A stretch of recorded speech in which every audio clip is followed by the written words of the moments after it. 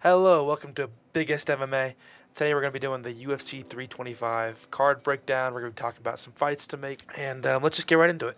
First thing we're going to talk about is Alexander Volkanovski, who fought Diego Lopez in a rematch. It was a close fight, but it was a 50-45 shutout when you think about it. Volkanovski pretty clearly outpointed him every round except for maybe the one time he got dropped, and which he just got right back up. In a round he was winning and continued to do what was working. It was lower output in the first fight for sure.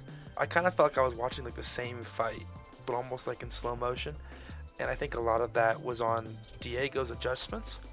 I think Volkanovski decided to wait more to try and implement a grappling heavy game plan. He wanted to take down Diego Lopez when Diego Lopez would crash in. But unfortunately, it seems Diego Lopez's takeaway from getting outpointed was to try and outpoint the greatest featherweight of all time, Alexander Volkanovski, which is just never going to go your way, ever. And it just kind of left me thinking, this is kind of like a pointless rematch. I love Volkanovski, favorite fighter. I want him to get as many wins as possible, as much legacy as possible. But it just feels like this was like a waste of the very limited time he has left at 37 years of age. So, like, what are you going to do with Volk now? I've heard some rumors they're going to be doing Evloev and Murphy in March, but what I would say is just like bring out Evloev right now. Think about it this way: like, he's got the most top 10 wins in the sport, not in the sport, in the division. Sorry, he's got this undefeated legacy. We get another fight of Volkanovski versus big, scary Russian, just like Islam, but at featherweight and much more of a relentless pace. And then the schedule. Let's think about it this way: Volk didn't take much damage. He wants to be active. If Evloev fights in March, we might not see him for the rest of the year. He's injury prone. He gets sick. I don't think it's going to be an easy fight versus Lerone. And I would say out of the two, he's the more deserving of them. So I say you could give this to Lerone Murphy, but I would just go Volk versus Movsar Evloev right now. Book it for summer this year. Maybe not the White House card. Maybe International Fight Week. Classic International Fight Week Volk defense. And I would just let him go there. I think Volkanovski would win this fight. I think it would be cool to see his grappling tested in his own division, not against a welterweight size lightweight in Islam Makhachev. And I think it'd be a banger. And in the meantime, you could do like Lerone versus Gene Silva, Lerone versus any really up and coming guy. And then the winner of that fight could obviously fight Volk next, maybe at the end of the year. Because I don't think Volk would take much damage in this fight. So you might be able to get 3 Volk fights this year if we're lucky. But what about Diego Lopez? Well, Diego Lopez, here's what I'm thinking. Hear me out. We book him against Arnold Allen. Okay? Look, Arnold Allen obviously just lost to Gene Silva, who Diego Lopez beat. So you're probably thinking, what the fuck are you thinking, dude? Here's what I'm thinking. I'm thinking this is going to be a banger. This is going to be a scrap.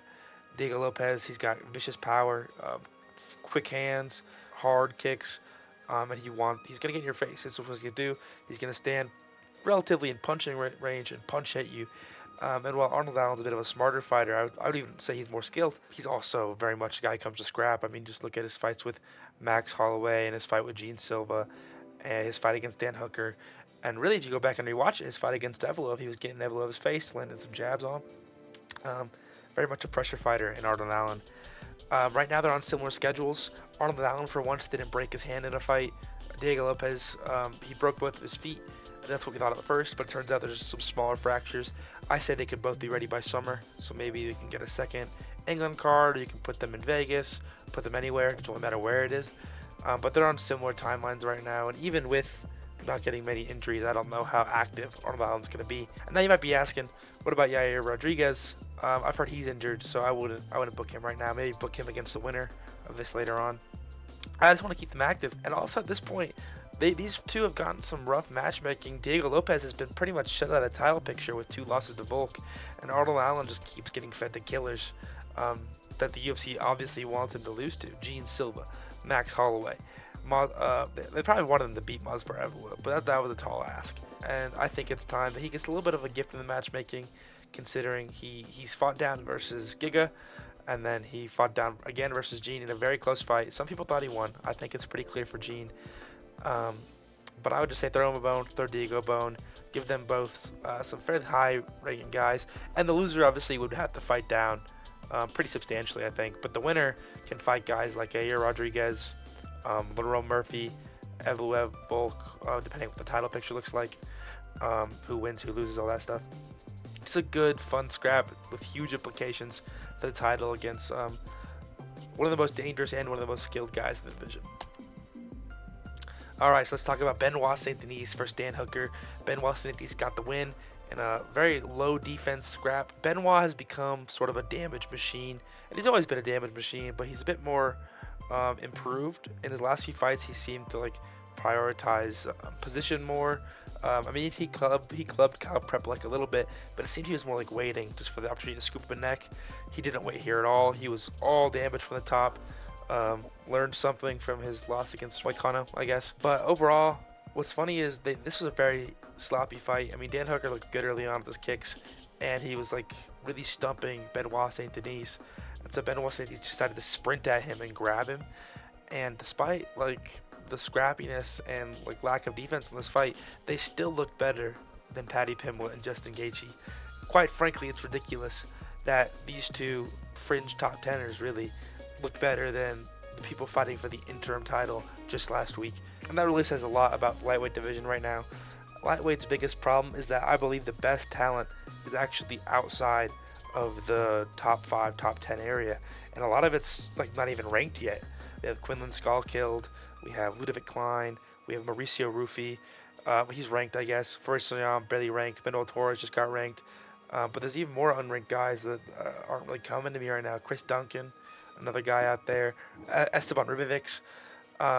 These are guys that really should be getting moved up the rankings, but instead, for some reason, they insist on booking them outside of the rankings so they can kill each other's hype while we just get old men fighting once a year at the top of the division.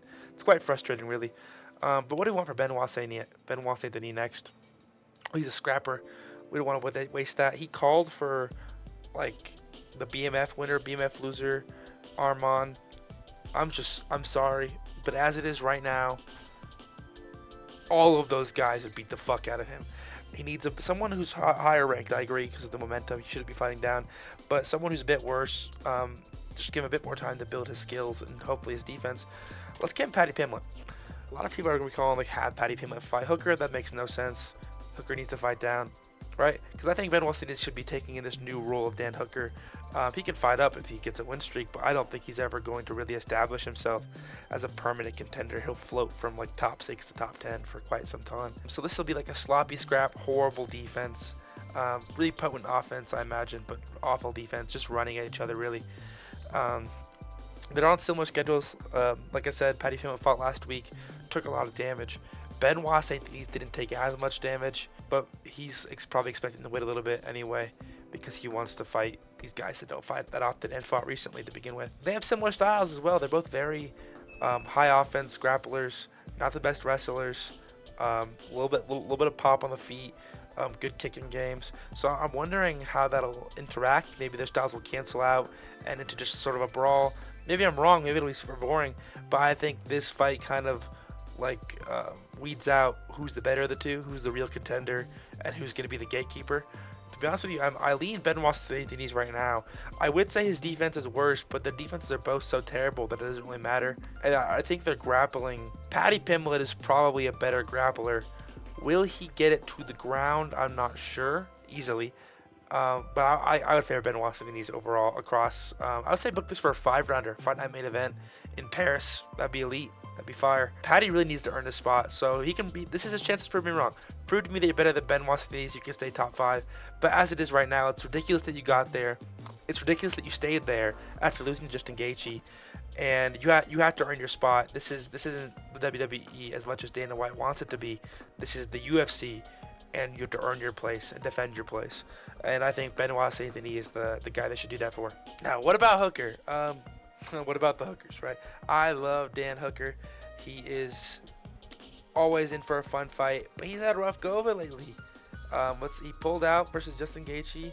Since then, I mean, what has he even really done? I think it was just the Armand fight and then this fight, both of which he got beat up pretty badly, an almost identical fashion in terms of the finish. Ground and pound, close sub attempts. I will say his sub defense did look good. He's definitely not a quitter, but he's taking a lot of damage. He's getting old, and he can't keep fighting up. He needs to fight down. I say give him Farisyan. No, this is the only guy for sure. There are other options. I'll talk about them later. This is a good guy. They're about the same build.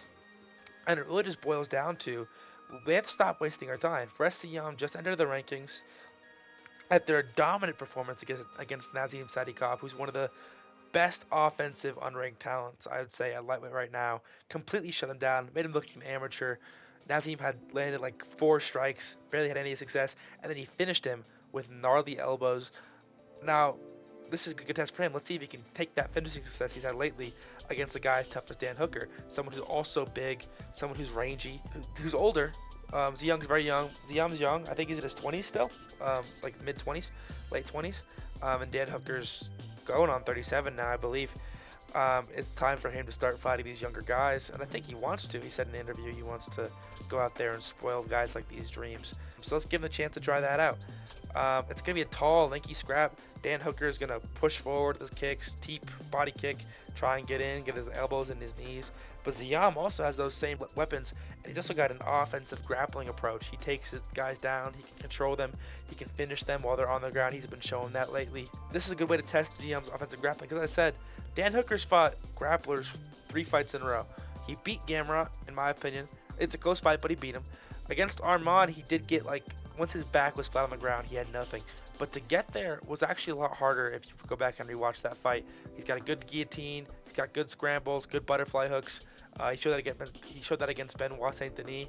In fact, he really only ended up on the ground like that because he shot a takedown, and I don't think he's planning on doing that anytime soon, especially against a guy like Ziyang, who is arguably a cleaner grappler than Benoit Saint Denis. So this, like I said, I think this would happen primarily kicking range, with both guys trying to get into the clinch and land elbows and knees. And let's see if they can do that. I think it'd be a good, fun fight.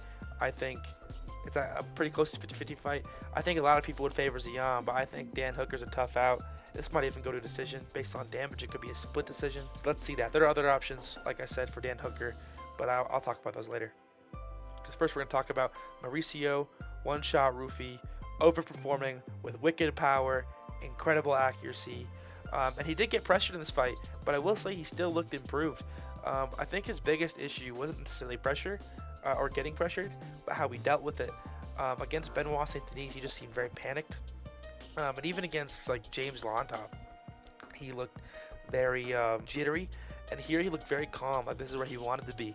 And this is a risky adjustment because there's guys whose game completely thrives against having you against the fence. Lucky for him, Fiziev wasn't one of those guys, so staying calm allowed him to really feel out his opponent and just do what he does normally, but on the back foot against the cage. Commentary in this fight was really weird. They acted like because Fiziev was walking forward that automatically he won in the fight. Rufy was landing jabs, jab, jab, jab. He was landing kicks, landing high kicks, definitely landing the bigger shots for one, and two, in a pretty low volume fight, the strikes landed were pretty similar. The only difference being Rufy's fighting as his target on the face, and Fiziev is stuck tapping legs and body, and he's just not putting things together. So a bit of a suboptimal fight for Fiziev for sure, but it makes sense given his skill set, giving his power. I think he really felt Rufy's power in there, and that kind of threw him off. And like I said, Rufy eventually found the shot, 1-2 snipe down the middle, rocking Fiziev, and he capitalized beautifully. Really waited for the finish to come to him instead of forcing it. This guy's hand speed is ridiculous. What's next for him? To be honest, there's lots of things you can do for this guy, but I think he called for the White House card. We should give him a big money fight for this White House card. That's what we want on the White House card, I think. And if you don't want it, I think that's what's going to end up being. Let's give Michael Chandler. Listen, Michael Chandler's below him in the rankings right now, and he should be. Michael Chandler shouldn't even be ranked. So let's just get him out of the rankings. Let's give him this Conor McGregor matchup like he's been asking for. Give him the Brazilian McGregor. We're going to get a guaranteed highlight reel, and it's probably going to be Rufy knocking this guy out or beating the fuck out of him. I do think Rufy should be fighting down, to be honest with you. He lost to Benoit Saint Denis and then fought up again after that loss in Rafael Fiziev, and I'm not sure that was... He didn't deserve that fight, but he got it. I'm glad he did. He got to show his talents, he got to show his improvements. He got to defend some takedowns even, which Michael Chandler sure to throw at him. At least one. Michael Chandler, even at 40, is an incredible athlete, and Rufy should be fighting down. I don't necessarily think Michael Chandler should be fighting up, but realistically, he's going to fight a guy in the rankings, and so I'd rather it be this big fight that can help build Rufi stock, get him some experience in the octagon. And we can just kill Michael Chandler. Let's get him out of the rankings. I'm kind of sick of this guy squatting on his rankings, calling for Conor McGregor. Let's retire him. Let's get him out of the sport. Let's get him out of the rankings. Have Rufi fucking spinning heel kick this guy out cold. Let's get him out of here. I'm sick of his stuff. And let Rufi fight down, and then he can fight up after this if he really wants to. Maybe against like the loser of the BMF title fight. That could be a great fight for him against the winner of like BSD Patty. A lot of the guys above him are older or sloppier, but have like tricky styles for him. So I think that's going to be interesting for sure. So what about Fiziev? Here's the thing about Fizzy. I think he should go down to featherweight. If he doesn't go down to featherweight, I think he could fight Dan Hooker. That'd be a good one. Manuel Torres can fight Dan Hooker or Fiziev, to be honest with you, after he gets done with his current task. But if he goes down to featherweight, which I think he should, because really he just doesn't, he's too small, but he's like super sick. So I think going down to featherweight would be really good for him. He'd cause some real problems there. Kevin Vallejos is fighting Josh Emmett in about a month's time, I think, in a Fight Night main event. That's a great test for Kevin Vallejos, but Josh Emmett's 40 years old. Let's be real here. Let's give him a guy who's young, in his prime, slick striking, maybe even has a size advantage against him, and let's see how he does there. And I think this is a good test for both guys. Realistically, Fizzy just took some damage, took a lot of damage. He's not the most active guy to begin with, and I think Josh Emmett and Kevin Vallejos are going to get scrappy a little bit. It'd be a tall task to come out of that fight unscathed for him. He gets hit quite a lot in his fights, from what I've seen. So I think I'm expecting both these guys to be kind of active. When they both come back, Kevin Vallejos should be around the 10 spot in the rankings. So that's a nice jump over for Fiziev. And he's a good company, man. He's done a lot for the company, so I think they could give him that. Let's go on to Quinlan Schofield. He really had like a flow state performance tonight. He just got right in there, mixed the martial arts beautifully. One thing I have to say, he's very well-rounded. He landed some good strikes. He's got knockouts. He can wrestle, as he showed in this fight, against Yanel Ashmouz. His striking defense looks a little off for sure.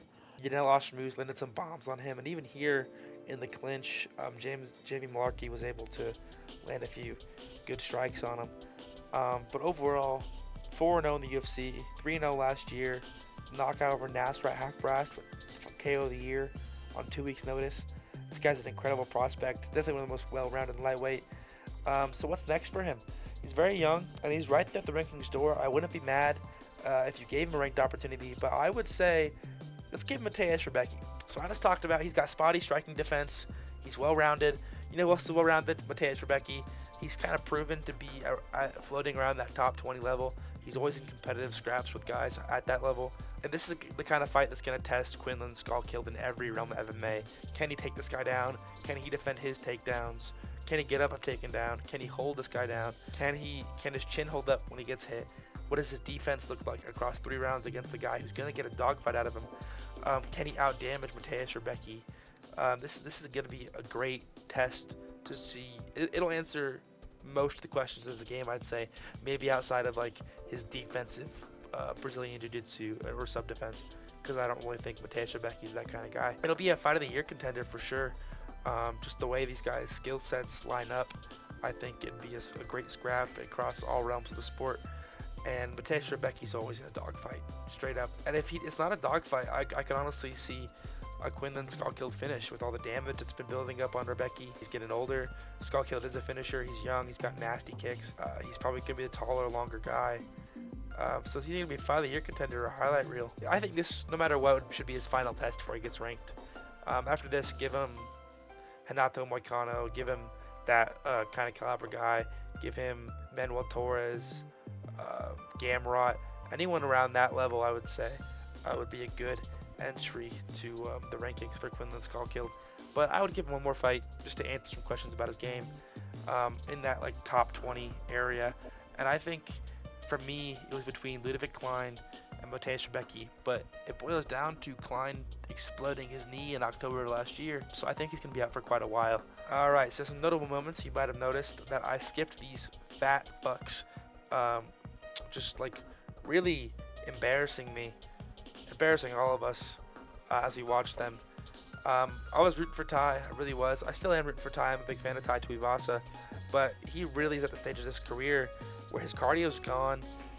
He showed shades of his former self, but I really don't think you're going to see anything from him unless he's knocking out blobs. And to be honest, I don't really care about what happens with any of these guys. Just like feed them some blobs. Give Towson Teixeira Mario Pinto. I think Mario Pinto wipes the floor with him, and that's the real heavyweight prospect here. Open Elliott sucks. I've been saying this. He's not very good.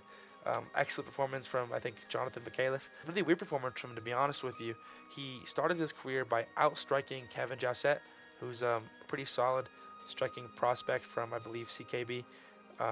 He's also French, so maybe that explains it. But in that fight, he showed a really good kicking game, pretty soundly outstruck him. In this fight, he looked sloppy. He looked like he was winging hooks, looked a little off. The kick still looked okay. He looked slower than Open Elliott, which I did not expect. I don't think Open Elliott's like particularly fast or a particularly great striker. Maybe he's been improving in that area. I don't know. But yeah, Open Elliott's not really good everywhere. It was competitive on the feet. Maybe slight edge to Open Elliott. And then he initiated the grappling, and he got choked out. So good, well-rounded performance from Jonathan McAuliffe for sure. Once again, proving that Open Elliott was never a legit prospect. And then we had Cam Rouston knocking out Cody Brundage. In classic Cody Brundage fashion, like prime Anthony Smith, showed up into a ball. Classic Cody Brundage showed like 5 seconds of like brawl, like a willingness to brawl, like Robbie Lawler type energy, where he just put his head down and winged overhands, and he was clipping Cam Rouston, kind of making it to a scrap. Cam Rouston, I think, rattled him a little bit with knees in the clinch and elbows, and really made him not want to do that. And then the second he got hurt, he ended up on the ground, and Cam Rouston just teed off on him, hit him in the back of the head a little bit, like Cody Brundage loved to try and farm. And overall, pretty solid performance from him. I would say McAuliffe, he called that Neil Magny. It's a solid fight. I would just say give that to him or someone around that level, maybe Cheating Njikwani. And then there's Cam Rouston, just beat Cody Brundage. I was watching some bedtime MMA, and he mentioned the Roman Kopylov matchup, which I'm a big fan of. So I would just say, yeah, give Roman Kopylov two violent kickboxers. Just see which one comes out on top. Should be a highlight reel. If not, it should be a pretty cool, pretty bloody decision, if I'm being honest. That pretty much does it for this card. But what's up next? Video we're going to be covering Mario Batista versus Vinicius Oliveira, happening this upcoming Saturday in the Apex. I will be covering that fight as well as the predictions for other notable fights on that card. Should be a pretty short video, to be honest. It's pretty good for an Apex card, but it's still an Apex card. I would say have high expectations for the main event and the co-main event, which is Kyoji Horiguchi versus Amir Albazi. I think those are worth tuning in for sure. All right, everybody, make sure you're gambling responsibly, and I'll see you guys next week.